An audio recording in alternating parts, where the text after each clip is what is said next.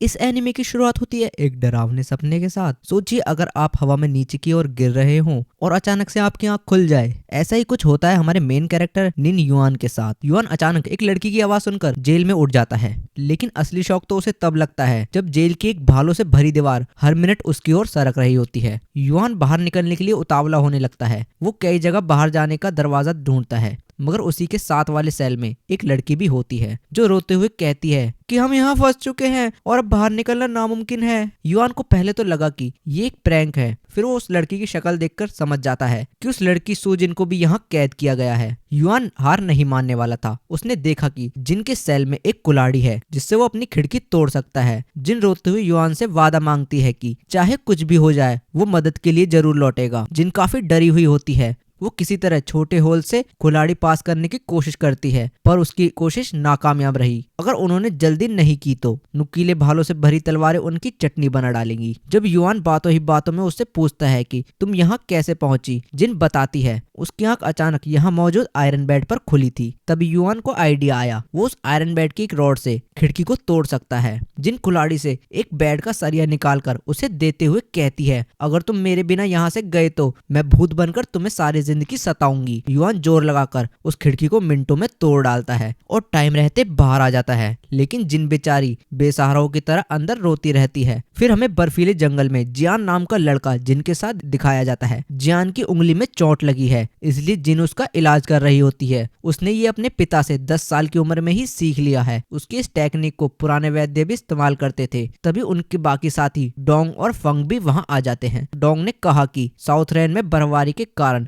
GPS काम नहीं कर रहा है। कई लोग बर्फ में अपनी जान गंवा चुके हैं। उनका प्लान था कि वो सब दूसरी साइड की ओर से नीचे जाएंगे ताकि वहां तक मदद और खाना पहुंचा सके। फंग चाहती है कि जियान को यहीं पर छोड़कर उन्हें आगे बढ़ना चाहिए, नहीं तो वो सब भी जियान की तरह यहाँ दफन हो जाएंगे। जब जियान ने ये सुना तो उसका मन काफी उदास हो गया। आखिर 10 साल की दोस्ती का उन्होंने यही अंजाम दिया। लगता है डोंग और फोंग अपना मन बना चुके हैं। वो आधा खाना जियान के लिए छोड़कर आगे बढ़ते हैं। इस काम के लिए जिन तो उन्हें गाली देने वाली थी। कुछ देर बाद वो जियान की सूजन कम कर देती है और कहती है कि हमारे साथियों की भी इसमें कोई गलती नहीं है, उनके ऊपर काफी लोगों को बचाने की जिम्मेदारी है। जब वो दोनों करीब आ जाते हैं तो जिन बहाना बनाकर खाना लेने बाहर आ जाती है। अचानक जियान ने उससे पूछ ही लिया, क्या तुम मेरी गर्लफ्रेंड बनना चाहोगी? पर जिन उसका मजाक उड़ाते हुए उससे बुद्धू कहती है। उसने खाने के लिए कुछ एग्स भी जमा किए, लेकिन जब वो वापस लौटी तो जियान वहां नहीं था। उसने जिन को धोखा दे दिया, जिससे वो अंदर से टूट गई। इसलिए जिन को लगा था कि युआन भी उसे धोखा देगा, लेकिन युआन ऐसा लड़का नहीं है। उसने अपना वादा पूरा करते हुए जिन की जान बचा ली। जिन बाहर उससे माफी मांगती है क्योंकि उसे लगा था कि युआन नहीं लौटेगा, इसलिए उसने युआन को काफी बद्दुआएं दी। जिन जानना चाहती है कि युआन है कौन, लेकिन युआन ये देखने में बिजी है कि वो दोनों कहाँ हैं। वो दोनों आगे बढ़ते हुए लाइट हाउस के नीचे उतरते हैं। तभी उन्हें एक गेट दिखाई देता है,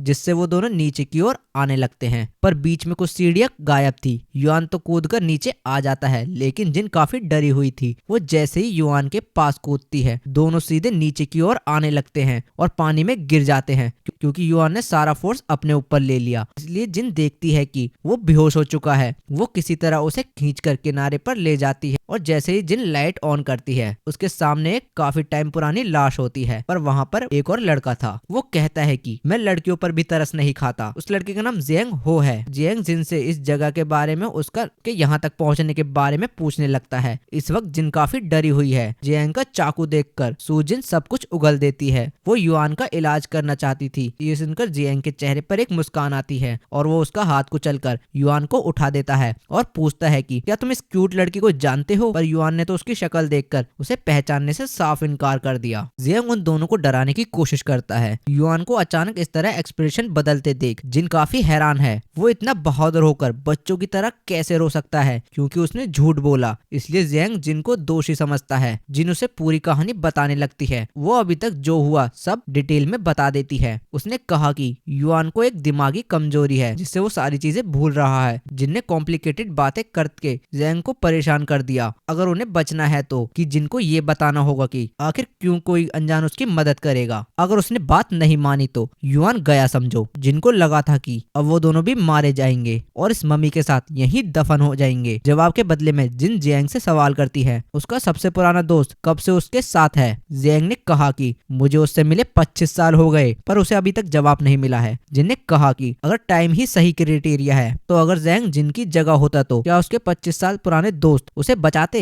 एक अनजान पर भी कभी भरोसा किया जा सकता है। अगर जियांग कहे तो उसके दोस्त उसके लिए मर मिटने को भी तैयार हैं। वो समझ गया कि लड़कियों से बहस करना बेकार है, इसलिए वो युआन को साइड में कर देता है। अभी अभी जिन ने युआन की तारीफ करते हुए कुछ बातें कही थी। वो काफी बहादुर और अपनी जुबान का पक्का है। इन बातों को युआन नहीं मानता। वो खुद को इस लायक नहीं समझता। उसे याद है आखिरी बार वो एक 5th क्लास के कोने में खड़ा हुआ था। युआन बच्चों जैसी हरकतें करता है और अपनी आंखें तक नहीं खोलता। उसने कहा कि अगर मैंने तुम्हारा चेहरा देख लिया तो तुम मुझे मार डालोगे। जिन लाश को ठीक से चेक करती है और बताती है कि इसे यहाँ पर लाया गया है। उसने कहा मेरे पिताजी जाने माने डॉक्टर हैं, तो तुम्हें मुझ पर शक नहीं करना चाहिए। जरूर उसकी मौत पानी में डूबने से हुई है। उन्होंने तहकीकात करने के लिए जब उसके कपड़े फाड़े तो उसकी चेस्ट पर एक टाइम लिखा हुआ था। जियांग के पास लगाने के लिए इतना दिमाग नहीं है। जब जिन ने जियांग के बारे में पूछा तो वो बताता है कि मैं डॉन चिनियोन के साथ एस्ट्रेन गैंग में काम करता हूँ। कुछ टाइम पहले बदमाशों ने उसे बोट से नीचे फेंक दिया था, तभी उसकी आंख हेलहोले में खुली थी। उसने अपनी बोट पर कुछ बॉक्सेट देखे थे।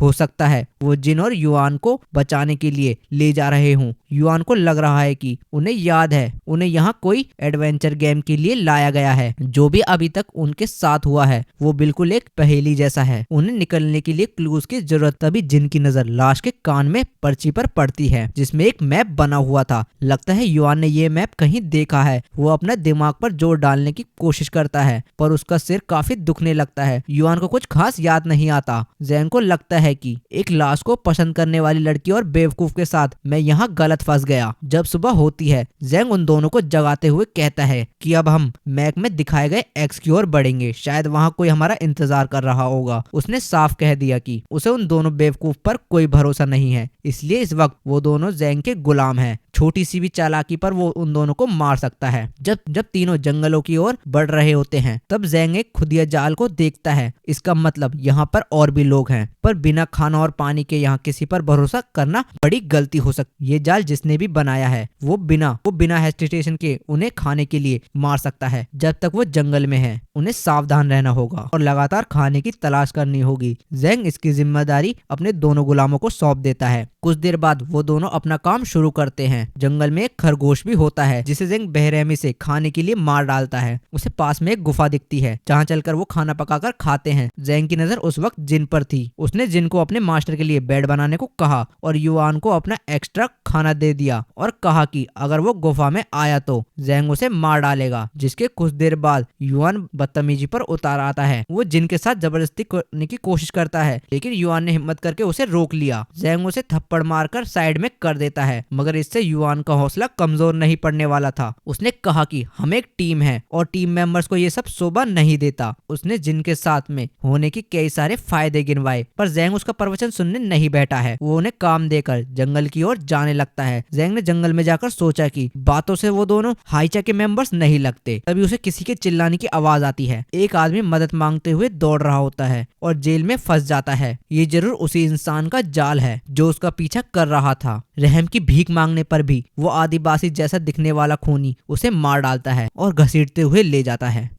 ये सब देखकर जिन तो बेहोश हो गई। जब युआन ने उस आदमखोर के बारे में पूछा तो जियांग कहता है कि वो जो भी था उसकी सोच से ज्यादा वो खतरनाक था। सुबह जिन और युआन कुछ नारियल तोड़ रहे होते हैं तभी एक चूहे को देखकर जिन चिल्लाने लगी। जियांग को लगा वो आदमखोर कैनिबल फिर से आ गया है। वो उन्हें डांटता है तो जिन साइड में चली जाती है। जब वो अकेली होती है तब वो किसी को देखकर जोरों से चिल्लाती है। जब उसके साथियों ने उसके चीखने की आवाज सुनी तो उसे लगा कि इस बार उसे कैनिबल ना मिल गया हो, और उनका सोचना सही था। वहाँ के आदिवासी जिन को दबोच लेते हैं। युआन और जियांग उसे देखते हुए भी नहीं बचा पाते। वो जैसे ही उसके सिर को हथौड़े से तोड़ने वाले होते हैं तभी दोनों मिलकर जिन को बचाने के लिए प्लान बनाते हैं और युआन पहले आगे बढ़कर जब उन्हें रोकने जा रहा होता है कहीं से एक गोली आकर उनका काम कर देती है, जिससे दूसरा आदिवासी भी भाग खड़ा होता है। वो गोली चलाई थी दूसरी लड़की ट्रैकी कैंडी ने। उसने कहा कि मुझे अपना दोस्त ही समझो। उसने तीनों को साथ में बुलाकर बताया कि हमें ये जगह खाली करके उसे पहाड़ी के उस पार जाना होगा जहाँ उसकी कंपनी पहले ही मौजूद है। अचानक ट्रैकी जैंग से पूछने लगी कि क्या वो पहले कभी हांगकांग गया है। जैंग को भी लग रहा है कि वो दोनों कहीं न कहीं तो मिले हैं, पर ये इत्तेफाक भी हो सकता है। जब ट्रैकी ने देखा कि उसका निशाना तो सिर पर था, लेकिन वो चूका कैसे, तभी काफी सारे कानिबल्स उन पर हमला करने वहां आ जाते हैं। आगे एक स्लॉप है जहां से उन्हें रोका जा सकता है। ट्रैकी ने खुद रुक बाकी तीनों को आगे निकलने को कह दिया। वो तालाब के किनारे उसका इंतजार करने लगते हैं। पता नहीं कब तक उन्हें यूं ही वेट करना होगा। जैंग को लगता है कि यहाँ पर कई सारे लोग से हो सकते हैं, इसलिए किसी पर भी भरोसा करना खतरनाक साबित हो सकता है। सिर्फ कानिबल्स ही इंसानों को नहीं खाते।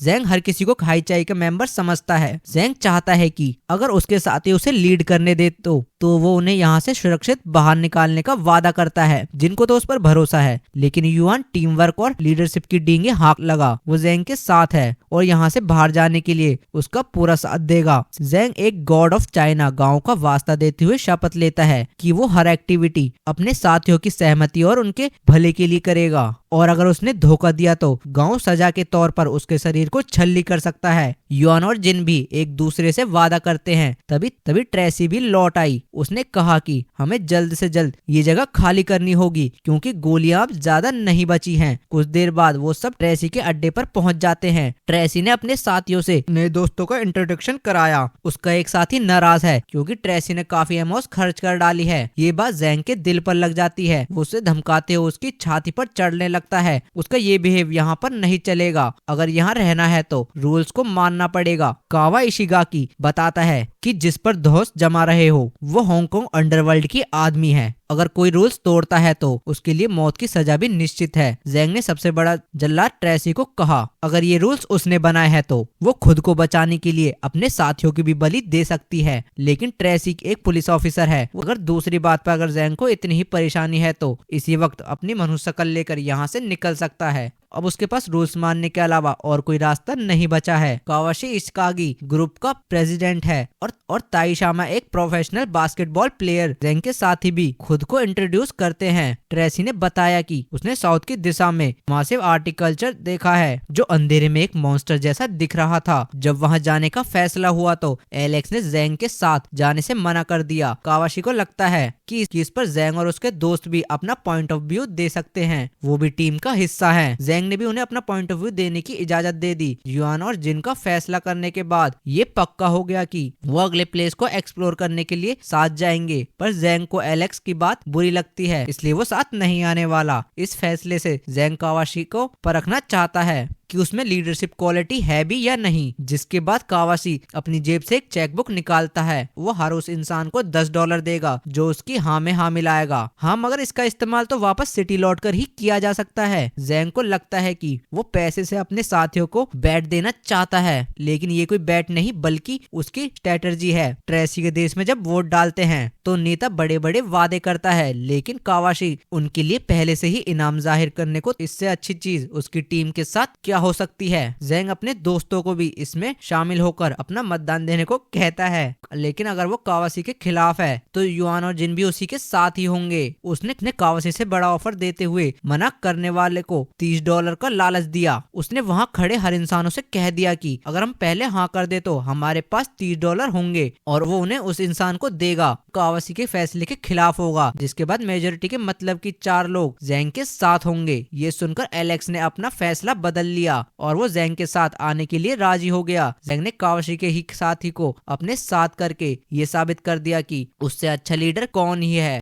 फिर सभी जंगलों की ओर निकल पड़ते हैं। जैंग ने ट्रेसी को रोका और कुछ बात करने के लिए साइड में बुलाया। हर कोई सोच रहा था कि आखिर ये सब चल क्या रहा है, लेकिन तभी वो देखते हैं कि ट्रेसी ने जैंग को चाटा मार दिया। वो हंसते हुए बोला कि इसका बदला तो मैं जरूर लूंगा। लगता है ट्रेसी को उसने नाराज कर दिया। शाम होते होते वो लोग उसी मीनार के पास पहुंच जाते हैं जिसका ट्रेसी ने जिक्र किया था। कावाशी के हिसाब से ये एक माया पिरामिड है जो इजिप्ट के पिरामिड से बिल्कुल अलग है। उसकी खोज करने के बाद पता लगेगा कि इस वक्त वो सब कौन से देश में हैं। जितना वो अपने पास्ट को याद करती है उसका डर बढ़ता जाता है। बिल्डिंग देखकर तो नहीं लगता कि ये ऐसा है। उस पिरामिड पर कुछ अजीब साइंस भी हैं। युआन इतनी टेंस सी सिचुएशन सिचुएशन में भी एक्साइटेड कैसे हो सकता है। युआन ने कहा कि ये पिरामिड भी मैप में थे, इसका मतलब वो सभी सही रास्ते पर हैं। युआन जब थकने लगा तो जिन उससे बोली, तुम्हें मेहनत करके एक बड़ा आदमी बनना है। उसने अपनी जेब से चेक निकाला और कहा कि इतने पैसे होने के बाद भी किसको जॉब की जरूरत होगी, लगता है ट्रेसी को कुछ मिला है। यहाँ पर कुछ देर पहले